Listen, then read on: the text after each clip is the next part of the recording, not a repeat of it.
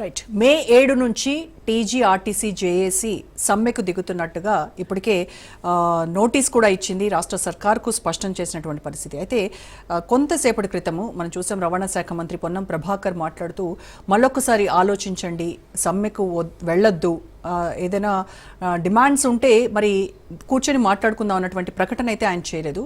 మరి దీన్ని బేస్ చేసుకొని ఆర్టీసీ కార్మికులు సమ్మెను కంటిన్యూ చేస్తారా, సమ్మెకు దిగుతారా, లేదంటే దీన్ని మరి ప్రభుత్వం కోరుతున్నట్టుగా ఏమన్నా పునరాలోచించేటువంటి అవకాశం ఉందా? దీనిపైన ఇవాళ డిబేట్లో మాట్లాడదాం. డిబేట్లో పార్టిసిపేట్ చేస్తున్నారు డాక్టర్ ఏల్చాల్ దత్తాత్రేయ గారు, బీఆర్ఎస్ నాయకులు, అలాగే డాక్టర్ లింగం యాదవ్ గారు, కాంగ్రెస్ అధికార ప్రతినిధి, అండ్ కమలాకర్ గౌడ్ గారు, టీఎంయూ వర్కింగ్ ప్రెసిడెంట్ నాతో పాటు స్టూడియోలో ఉన్నారు, అండ్ అలాగే విఠల్ గారు, బీజేపీ నాయకులు, ఆయన కూడా జాయిన్ అయ్యారు. నమస్కారం అండి అందరికీ.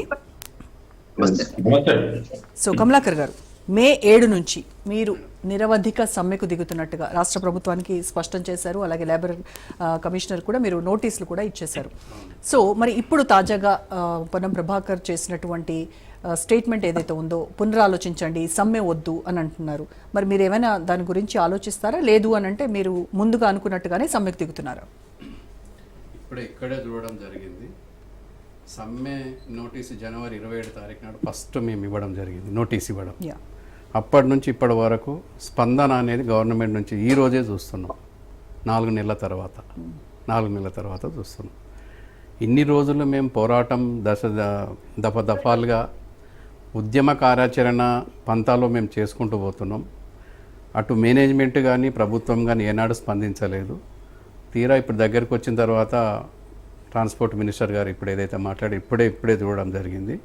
సంతోషం మినిస్టర్ గారు స్పందించడం. కానీ మీరు ఆలోచన చేయండి అన్నాడు, కానీ మనం కలిసి కూర్చొని మాట్లాడదాం, ఏదైనా సమస్య ఉంటే మేము పరిష్కరిస్తాం, లేకపోతే అని ప్రభుత్వం ఇప్పుడున్న పరిస్థితి ఏంది, ఆర్టీసీ ఉన్న పరిస్థితి ఏంది, ఇప్పుడు మేము ఏం చేయగలుగుతాం, ఏం చేయలేదు అనేది మంత్రి గారు చెప్పింటే బాగుంటుండే అని మేము భావిస్తున్నాం.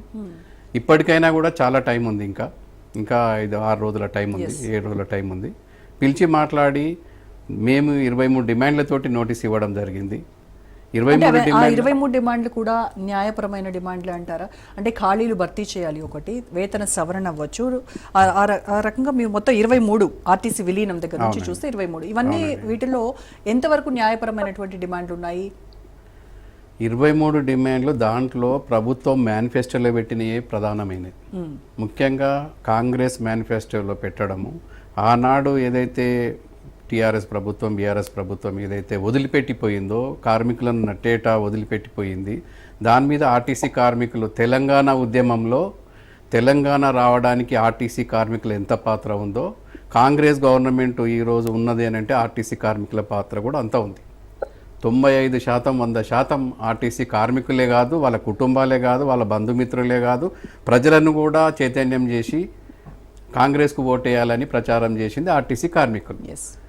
ఇవాళ మేనిఫెస్టోలో పెట్టారని మేము ఆ రోజు నమ్మాము. ఆ రోజు మేము కాంగ్రెస్ గవర్నమెంట్ నమ్మి ఓట్లు వేసినాము. అయితే మేము కూడా సంవత్సరం వరకు వెయిట్ చేయడం జరిగింది. కొత్త గవర్నమెంట్ రావడం జరిగింది, వాళ్ళు కొంచెం ఆలోచన చేసుకోవాల్సి వస్తుంది, టైం ఇచ్చాము.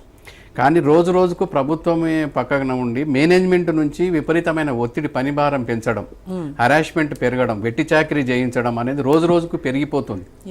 దానివల్ల కార్మికుల నుంచి భరించలేని ఆవేదన స్టార్ట్ అయ్యి యూనియన్ల మీద ఒత్తిడి రావడం జరిగింది.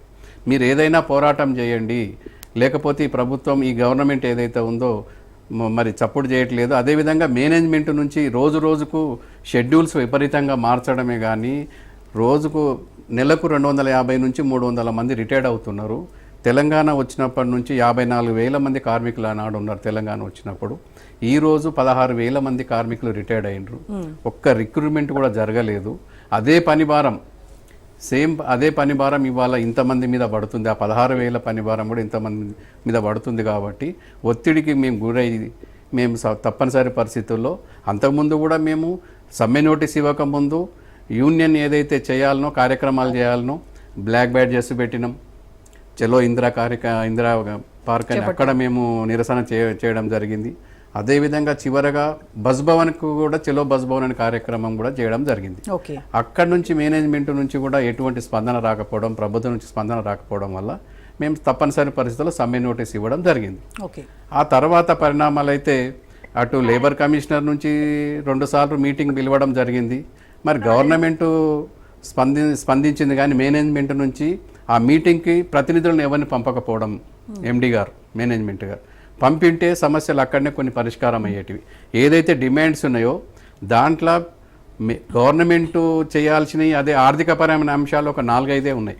మిగతా మొత్తం 17 అంశాలు మాత్రం మేనేజ్మెంట్ చేయాల్సినవే. ఓకే, మరి ఆ వాటి ఇంకోటి ఆర్థికపరమైన అంశాలు కావు అవి. మరి అవి పరిష్కరిస్తే ఇవాళ ఈ పరిస్థితి వచ్చేది కాదని మేము భావిస్తున్నాం. Right, okay.